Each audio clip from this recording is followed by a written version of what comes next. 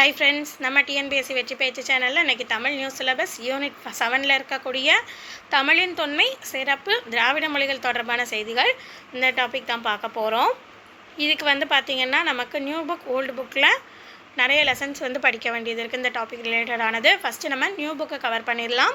New புக்கில் 6th வளர்தமிழ், 7th பேச்சு மொழி எழுத்து மொழி, 8th தமிழ் மொழி மரபு தமிழ் வரிவர வளர்ச்சி, 9th திராவிட மொழி குடும்பம் விரிவாகும் ஆளுமை. இந்த லெசன்ஸ் ஃபுல்லாக நம்ம கவர் பண்ணணும். ஃபஸ்ட்டு இன்றைக்கி நம்ம 6th to 8th உள்ள அந்த 3 லெசன்ஸையும் ஃபுல்லாக நம்ம கவர் பண்ணிடலாம். 9th அடுத்து கண்டினியூஸாக பார்க்கலாம். முதல்ல 6th வளர்தமிழ் அந்த லெசன்ஸில் பாருங்கள். உலகில் எத்தனைக்கும் மேற்பட்ட மொழிகள் உள்ளன அப்படின்னா 6000. அடுத்து யாமறிந்த மொழிகளிலே தமிழ்மொழி போல் இனிதாவது எங்கும் காணோம் என்ற வரிகளின் ஆசிரியர் பாரதியார். இன்று பிறந்தவள் என்றுணராத இயல்பினலாம் எங்கள் தாய் என்ற பாடலை இயற்றியது பாரதியார். தமிழில் நமக்கு கிடைத்துள்ள மிக பழமையான நூல் தொல்காப்பியம். தமிழ் எழுத்துக்கள் பெரும்பாலும் வலஞ்சொலி எழுத்துக்களாக அமையும். வலஞ்சொலி எழுத்துக்கள் எதெல்லாம்னா அ, ஏ, ஔ, ந, ஞ. இடஞ்சொலி எழுத்துக்கள் ட, ய, ல. அடுத்தது தமிழ்மொழி தமிழ் அப்படின்ற சொல் எந்த நூலில் இடம்பெற்றிருக்கு அப்படின்னா தொல்காப்பியம். அடுத்து தமிழ்நாடு அந்த சொல் இடம்பெற்றுள்ள நூல் சிலப்பதிகாரத்தில் வஞ்சிக்காண்டம். அடுத்து தமிழன் அந்த சொல் இடம்பெற்றுள்ளது அப்பர் தேவாரம். இப்போ இந்த தமிழ்நாடு தமிழன் அந்த பாடல் வரிகள் அடுத்து பார்க்கலாம். தமிழ் அப்படின்னா தமிழன் கிளவியும் அதன் ஓரற்றே தமிழ் வருது இல்லையா, அது தொல்காப்பியம். அடுத்து தமிழ்நாடு இடம்பெற்றுள்ள பாடல் வரி இமிழ்கடல் வேலியை தமிழ்நாடு ஆக்கிய இது நீ கருதினை ஆயின் சிலப்பதிகாரத்தில் வஞ்சிக்காண்டம். அடுத்து தமிழன் அந்த இதுக்கு தமிழன் கண்டாய் அப்பர் தேவாரம். அக்ரிணை அல் கூட்டல் திணை பாகற்காய் பாகு கூட்டல் அல் கூட்டல் காய் 8 தொகை 10 பாட்டும் சங்க இலக்கியம். திருக்குறள் நாலடியார் இதெல்லாம் அறநூல்கள். பூ தோன்றுவது முதல் உதிர்வரை வரை எத்தனை நிலைனா மொத்தம் 7 நிலை கொண்டிருக்கிறது. அது எதெல்லாம்னா அரும்பு, மொட்டை, முகை, மலர், அலர், வி, செம்மல். அடுத்து மா அந்த சொல்லினுடைய பொருள் மரம், விலங்கு, பெரிய, திருமகள், அழகு, அறிவு, அளவு, அழைத்தல், துகள், மேன்மை, வயல், வண்டு. அடுத்து தமிழுக்கு உள்ள சிறப்பு பெயர் என்னன்னா முத்தமிழ். எண்ணத்தை வெளிப்படுத்துவது இயல் தமிழ், உள்ளத்தை மகிழ்விப்பது இசைத்தமிழ், உணர்வில் கலந்து வாழ்வை நல்வழிப்படுத்துவது நாடகத்தமிழ். அடுத்தது தமிழ் கவிதையுடைய வடிவம் என்ன அப்படின்னா துளிப்பா, புதுக்கவிதை, கவிதை, செய்யுள். அடுத்தது இது ஒரு பாக்ஸ் கொஷின் பாருங்கள். ஆள், அரசு, மா, பலா, வாழை இந்த தாவரத்துடைய இலை பெயரை நம்ம என்னன்னு சொல்லுவோம் அப்படின்னா இப்போ மாமரத்துடைய இலையை நம்ம என்ன சொல்லுவோம்னா இலைன்னு தான் சொல்லுவோம். மா இலை, பலா இலை, வாழை இலை அந்த மாதிரி. அடுத்தது அகத்தி, பசலை, முருங்கை இந்த தாவரத்துடைய இலை பெயரை என்ன சொல்லுவோம்னா கீரை, அதாவது அகத்திக்கீரை, பசலைக்கீரை, முருங்கைக்கீரை அந்த மாதிரி. அடுத்தது அருகு, கோரை இந்த தாவரத்துடைய இலை பெயர் புல், அருகக்கோரை, கோரை புல் அந்த மாதிரி சொல்லுவோம். அடுத்தது நெல், வரகு அந்த தாவரத்துடைய இலைப்பெயரை என்ன சொல்லுவோம்னா தாள், வரகுத்தாள், நெல் தாள். மல்லிச்செடியுடைய இலைப்பெயர் என்ன, அது தழை, மல்லித்தழை அப்படின்னு சொல்லுவோம். சப்பாத்தி, கள்ளி, தாளை இதோடைய தாவரத்துடைய இலைப்பெயர் என்னென்னா மடல், தாளை மடல் அந்த மாதிரி வரும். அடுத்தது கரும்பு, நாணல் இந்த தாவரத்துடைய இலைப்பெயர் என்ன அப்படின்னா தோகை. அந்த கரும்புடைய இலை என்ன சொல்லுவோம்னா கரும்பு தோகை, நாணல் தோகை அப்படின்னு சொல்லுவோம். அடுத்து கமுகு மரத்தினுடைய இலைப்பெயர் என்னென்னா கூந்தல், கமுக கூந்தல் அப்படின்னு சொல்லுவோம். பனை தென்னை அந்த தாவரத்துடைய இலை பெயர் என்னென்னா ஓலை, தென்னை இது தென்னை ஓலை, பனை ஓலைன்னு சொல்லுவோம் இல்லையா அந்த இலையை, அதுதான். அடுத்தது மொழியை கணினியில் பயன்படுத்த வேண்டுமானால் அது எதோடைய அடிப்படையில் இருக்கணும்னா எண்களின் அடிப்படையில். வானம் தீண்டும் தூரம் நீ வளர்ந்து வாழ வேண்டும் என்ற பாடலின் ஆசிரியர் கவிஞர் அறிவுமதி. அடுத்து தமிழ் எண் 1 to 10 உள்ள அதுக்கான தமிழ் எழுத்து பார்த்துக்கோங்க. க, உ, ங, ச, ரு, சு, ஏ, அ, கு, க போட்டு ஒரு சைவர். அடுத்தது சொற்கள் இடம்பெற்றுள்ள நூல். இது நமக்கு நிறைய கொடுத்துருக்காங்க அந்த லெசனில். ஸோ இதில் நான் உங்களுக்கு ஃபஸ்ட்டு என்ன குரலில் என்னென்ன வேர்டுன்னு மட்டும் இதில் நான் கொடுத்துருக்கேன். இதுக்கான ஷார்ட்கட் வீடியோ நம்ம ஆல்ரெடி போட்டிருக்கோம். இந்த சொற்கள் இடம்பெற்றுள்ள நூலுக்கான ஷார்ட்கட் வீடியோ ஆல்ரெடி நம்ம போட்டிருக்கோம். ஸோ அதுக்கான லிங்க் நான் உங்களுக்கு டிஸ்கிரிப்ஷனில் கொடுத்துருக்கேன். இதை ஜஸ்ட் இதில் என்னென்ன இருக்குன்றதை மட்டும் நான் கொடுத்துருக்கேன், பார்த்துக்கோங்க. இதுக்கான ஷார்ட்கட் வீடியோ உங்களுக்கு டிஸ்கிரிப்ஷனில் லிங்க் இருக்குது, அதில் போயிட்டு செக் பண்ணிக்கோங்க ஈஸியாக எப்படி படிக்கலாம்னு சொல்லிட்டு. அடுத்து புக் பேக் கொஷின்ஸ் பாருங்கள். தொன்மை அதோடைய பொருள் பழமை. இடப்புறம் இடது கூட்டல் புறம். சீரிழமை சீர்கூட்டல் இளமை. சிலப்பு கூட்டல் அதிகாரம் சிலப்பதிகாரம். கணினி கூட்டல் தமிழ் கணினி தமிழ். தமிழ்மணி போல் இனிதாவது எங்கும் காணோம் அப்படின்னு பாடியது பாரதியார். மா அதோடைய பொருள் விலங்கு. நாம் சிந்திக்கவும் சிந்தித்ததை வெளிப்படுத்தவும் உதவுவது மொழி. தமிழில் நமக்கு கிடைத்த மிக பழமையான நூல் தொல்காப்பியம். மொழியில் கணினியில் பயன்படுத்த வேண்டுமெனில் அது எதோடைய அடிப்படையில் இருக்கணும்னா எண்களின் அடிப்படையில். அடுத்த 7th லெசன் பாருங்கள், பேச்சு மொழியும் எழுத்து மொழியும் 7th.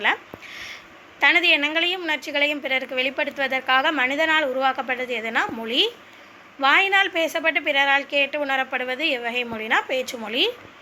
பேசுவதும் கேட்பதும் மொழியுடைய எந்த நிலைனா முதல் நிலை.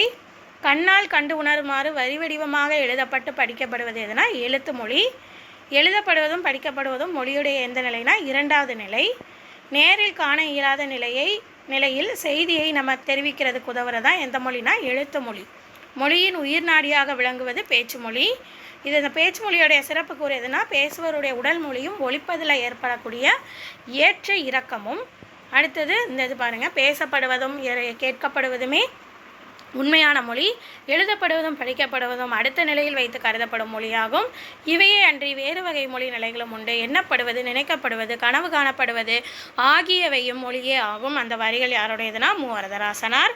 அடுத்தது எடுத்தல், படுத்தல், நலிதல், உழைப்பில் திரிபும் தத்தமிழ் சிறிது உளவாகும் என்ற வரிகள் இடம்பெற்றுள்ள நூல் நன்னூல் நூற்பா. அடுத்தது பேச்சு மொழி இடத்திற்கிடம் மாறுபடும், மனிதர்களின் வாழ்வியல் சூழலுக்கு ஏற்பவும் மாறுபடும். இவ்வாறு மாறுபடும் மொழியில் வெவ்வேறு வடிவங்களை நம்ம என்னன்னு சொல்கிறோன்னா வட்டார மொழி. தமிழ் மொழியிலிருந்து பிரிந்து சென்ற திராவிட மொழிகள் எதெல்லாம்னா கன்னடம், தெலுங்கு, மலையாளம். ஒரு மொழி நீண்ட காலம் நிலை பெறுவதற்கு எந்த வடிவம் இன்றியமையாததுன்னா எழுத்து வடிவம் தான். பேச்சு மொழியை நம்ம பேச்சு வழக்கணும், எழுத்து மொழியை இலக்கிய வழக்கணும் சொல்லுவோம். இந்த 2 பேச்சு மொழிக்கும் எழுத்து மொழிக்கும் இடையே பெரிய அளவில் வேறுபாடு இருந்தால் அந்த வேறுபாடை நம்ம என்னன்னு சொல்லுவோம்னா இரட்டை வழக்குன்னு சொல்லுவோம். தமிழில் பழங்காலம் முதலே பேச்சு மொழிக்கும் எழுத்து மொழிக்கும் இடையே வேறுபாடு இருக்குது. இதை தொல்காப்பியர் எவ்வாறு சொல்கிறாருன்னா பேச்சு மொழியை உலக வழக்கணும், எழுத்து மொழியை செய்யுள் வழக்கணும் சொல்கிறாரு. அடுத்தது குழந்தைகளுக்கு எந்த நிலையில் தாய்மொழி அறிமுகமாகுதுன்னா முதல் நிலையாகிய கேட்டல் பேசுதல். அடுத்து குழந்தைகளுக்கு எந்த நிலையில் பிற மொழி மற்ற மொழிகள் அறிமுகமாகுதுன்னா 2ஆம் நிலையாகிய படித்தல் எழுதுதல். அடுத்து தமிழில் பேச்சு மொழிக்கும் எழுத்து மொழிக்கும் இடையே வேறுபாடு உண்டு. எனவே தமிழை எப்படி சொல்லுவாங்கன்னா அந்த வேறுபாடு இருக்கதை இரட்டை வழக்கு மொழின்னு சொல்லுவாங்க. ஆல்ரெடி இது பார்த்துருக்கோம். எளிய நடையில் தமிழ் நூல் வேண்டும், இலக்கண நூல் புதிதாக இயற்றுதல் வேண்டும் என்ற வரிகளுடைய ஆசிரியர் பாவேந்தர் பாரதிதாசன். அடுத்து 8th புக்கில் பாருங்கள், தமிழ் மொழி மரபு. இந்த இதில் உள்ளதை ஃபஸ்ட்டு பார்த்துட்டு அடுத்து தமிழ் வரிவட வளர்ச்சி பார்க்கலாம். இதில் உள்ள பாடல் வரி நமக்கு ஸ்கூல் புக்கில் உள்ளது கொடுத்துருக்கேன் பாருங்கள். நிலம், தீ, நீர், வழி, விசம்போடு 5ம் கலந்த மயக்கம், உலகமாதலின் இருதனை 5ஆல் இயல்நெறி வளாமை, திரி சொல்லோடு தலால் வேண்டும், மரபு நிலை திரிதல் செய்யுற்கு இல்லை, மரபு வழிபட்ட சொல்லினான மரபு நிலை திரிதின் பிரிதாகும். இதோடைய ஆசிரியர் தொல்காப்பியர். ஸோ உங்களுக்கு இந்த பாடல் வரிகளை கொடுத்து இந்த பாடல் வரி எந்த நூலில் இடம்பெற்றிருக்கு அப்படின்னு அதோட ஆசிரியர் யாருன்னு சொல்லி கேட்பாங்க, பார்த்துக்கோங்க. இதில் என்ன சொல்கிறாங்கன்னா இந்த உலகம் பஞ்சபூதங்களாகிய நிலம், நீர், தீ, காற்று இது கலந்த கலவை. இந்த பஞ்சபூதங்களுடைய சேர்க்கையால் தான் இந்த உலகத்தில் உள்ள எல்லா பொருளுமே என்ன செஞ்சுருக்கு, உருவாயிருக்கு. அதனால் இந்த உலகத்தில் உள்ள எல்லா பொருட்களையும் அதனால் நம்ம என்ன சொல்லலாம், 2 திணைகளாகவும் 5பால்களாகவும் நம்ம பகுத்தி கூறுறோம். அதுதான் நம்ம தமிழ் மொழியோட மரபு அப்படின்னு சொல்கிறாங்க. அடுத்து என்ன சொல்கிறாங்கன்னா இந்த திணைப்பால் இந்த வேறுபாடை நம்ம முன்னோர்கள் அவங்க கூறிய சொற்களால் தான் நம்ம சொல்லிகிட்ருக்கோம். ஸோ இந்த மரபான சொற்களை நம்ம செய்யுளிலும் பயன்படுத்த வேண்டும். ஸோ தமிழ் மொழி சொற்களை வழங்குதவரை இம்மரபு மாறினால், அதாவது நம்ம மரபாக வழங்கக்கூடிய அந்த சொற்களை நம்ம மாற்றினால் தமிழ் மொழியை பொறுத்த வகையில் பொருளும் மாறிவிடும் அப்படின்றத சொல்கிறாங்க இந்த பாடலில். இதில் உள்ள கொஷின் பாருங்கள். வாழ்வுக்குரிய ஒழுங்குமுறை ஒழுக்கம், மொழிக்குரிய ஒழுங்குமுறை மரபு. இந்த பாடல் வரியை கொடுத்துட்டு இது இதோடைய ஆசிரியர் யாருன்னா தொல்காப்பியர். இந்த தொல்காப்பியத்துடைய ஆசிரியர் தொல்காப்பியர். தமிழில் நமக்கு கிடைத்துள்ள பழமையான நூல் தொல்காப்பியம். இந்த தொல்காப்பியம் எத்தனை அதிகாரம்னா 3 அதிகாரங்களை கொண்டிருக்கிறது. அது இதெல்லான எழுத்து, சொல், பொருள். தொல்காப்பியத்தில் உள்ள மொத்த இயல்கள் 27. அதில் மரபியல் உள்ள எந்த அதிகாரத்தில் இருக்குன்னா பொருள் அதிகாரத்தில் இருக்குது. அது மரபியல். ஓகேவா. அடுத்தது சொல்பொருள் பாருங்கள். இதில் விசும்பு, வானம், மயக்கம், கலவை, இருதிணை, உயர்திணை, அக்ரிணை, வளாமை, தவறாமை, 5பால், ஆண்பால், பெண்பால், பலர்பால், ஒன்றன்பால், பலவின்பால், மரபு, வழக்கம், திரிதல், மாறுபடுதல், செய்யுள், பாட்டு, தலால், தழுவுதல். Book back questions. பறவைகள் விசும்பில் பறந்து செல்கின்றன. விசும்புனா வானம். இயற்கை போட்டுதல் தமிழர் மரபு. இருதிணை பிரித்து எழுதினா 2 கூட்டல் திணை, 5பால் 5 கூட்டல் பால். அடுத்து இதில் உள்ள இந்த இளமை பெயர்கள் ஒளிமரபு அந்த இதில் கொடுத்துருக்காங்க கண்டினியூஸாக, அதையும் பார்த்துக்கோங்க. அதோட இளமை பெயர், புலியோட இளமை பெயர் பரல், சிங்கம் குருளை, யானை கன்று, பசு கன்று, ஆடு குட்டி. அதோடைய ஒளிமரபு புலி உருமும், சிங்கம் முழங்கும், யானை பிளிரும், பசு கதரும், ஆடு கத்தும். அடுத்து 8th நியூ புக்கில் தமிழ் வரிவடிவ வளர்ச்சி பாருங்கள். அந்த லெசன் எழுத்து வடிவத்தின் தொடக்க நிலை என்னதுன்னா குறியீடுகள். தொடக்க காலத்தில் எழுத்து என்பது ஒளியையும் வடிவத்தையோ குறிக்காமல் பொருளுடைய ஓவிய வடிவமாகவே இருந்தது. இதை என்னன்னு சொல்லுவோன்னா ஓவிய எழுத்து. ஓர் ஒலிக்கு ஒரு எழுத்து அப்படின்ற உருவாக நிலையை நம்ம ஒலி எழுத்து நிலைன்னு சொல்லுவோம். இப்போ இருக்கக்கூடிய எழுத்துக்கள் ஒரு காலத்தில் எந்த மாதிரியாக இருந்தவற்றுடைய தெரிவுனா, முதல்ல பார்த்திங்கன்னா பொருளில் ஒவ்வொரு பொருட்களையும் ஓவியமாக தான் அந்த எழுத்துக்களை வச்சுருக்காங்க. அதுலேருந்து திரிவு ஏற்பட்டு தான் இப்போ உள்ள எழுத்துக்கள் தோன்றியிருக்கு. ஸோ முதல்ல இந்த இது என்னதுன்னா பொருட்களுடைய ஓவியம் தான். அடுத்தது பாருங்கள், கல்வெட்டுகளில் உள்ள எழுத்துக்களில் ச அப்படின்றது வடமொழி எழுத்து காணப்படுகிறது. மெய்யை குறிக்க புள்ளி பயன்படுத்தலை அந்த காலத்தில். எகர ஒகர குறில் வேறுபாடும் இல்லை கல்வெட்டுகளில். அடுத்தது, எப்போது தமிழ் எழுத்துக்கள் இப்போதுள்ள நிலையான வடிவத்தை பெற்றதுன்னா அச்சுக்கலை எப்போ தோன்றியதோ அதன் பிறகு தான். அடுத்தது, தமிழ் எழுத்துக்களின் பழைய வரி வடிவத்தை எங்கே நம்ம பார்க்கலான்னா கோவிலில் இருக்கக்கூடிய கருங்கல் சுவர் செப்பேடுகளில் பார்க்கலாம். கல்வெட்டுகளில் நம்ம கிமு 3ஆம் நூற்றாண்டில் இருந்தும் செப்பேடுகள் கிபி 7ஆம் நூற்றாண்டில் இருந்தும் நமக்கு கிடைக்கிறது. இந்த கல்வெட்டு செப்பேடில் உள்ள வடிவங்களை நம்ம 2 வகையாக பிரிக்கிறோம். அது என்னென்னா வட்டெழுத்து, தமிழ் எழுத்து. இந்த வட்டெழுத்துனா என்ன, வளைந்த கோடுகளால் அமைந்த ஒரு மிக பழைய தமிழ் எழுத்தை தான் நம்ம அதாவது வளைந்து இருக்கும் ஒரு பழைய தமிழ் எழுத்து. அது வளைந்து காணப்படும். அப்படி இருந்தால் அந்த வளைந்து கோடுகளால் உள்ள எழுத்து வட்டெழுத்து. தமிழ் எழுத்துனா இப்போ இந்த காலத்தில் நம்ம எழுதக்கூடிய தமிழ் எழுத்துக்கள் இருக்கு இல்லையா, அதோடைய பழைய வரி வடிவம். ஒரு சில மாற்றங்கள் அதில் இருக்குது. அந்த பழைய வரி வடிவத்தை தமிழ் எழுத்துன்னு சொல்லுவோம். சேரமண்டலம், பாண்டிய மண்டலம் அந்த பகுதிகளில் 8ஆம் நூற்றாண்டு முதல் 11ஆம் நூற்றாண்டு வரை கிடைக்கக்கூடிய சாசனங்களில் என்ன எழுத்து இருக்குன்னா வட்டெழுத்து. முதலாம் ராஜராஜன் என்ன ஆட்சி காலம் என்ன 11ஆம் நூற்றாண்டு. கடைசங்க காலத்தில் தமிழகத்தில் எழுதப்பட்ட எழுத்துக்கு பேர் என்னென்னா கண்ணெழுத்துக்கள். அந்த கண்ணெழுத்து படுத்த எண்ணு பல்போதி என்ற வரிகள் இடம்பெற்றுள்ள நூல் சிலப்பதிகாரம். எழுத்துக்களில் மாற்றங்கள் ஏற்பட காரணமாக இருப்பது எதனா அந்த பொருளுடைய தன்மையும் அழகுணர்ச்சியும். எந்த கல்வெட்டில் தமிழ் எழுத்தும் வட்டெழுத்தும் கலந்து இருக்குன்னா அரச்சலூர் கல்வெட்டு. எகர ஒகர குறில் எழுத்துக்களை குறிக்க எழுத்துக்கள் மேலே புள்ளி வைக்க, அதாவது எகர உகரத்துக்கு மேலே எழுத்து மேலே புள்ளி வைக்கிறது யார் காலத்துலேருந்து வழக்கத்தில் இருந்ததுன்னா தொல்காப்பியர்.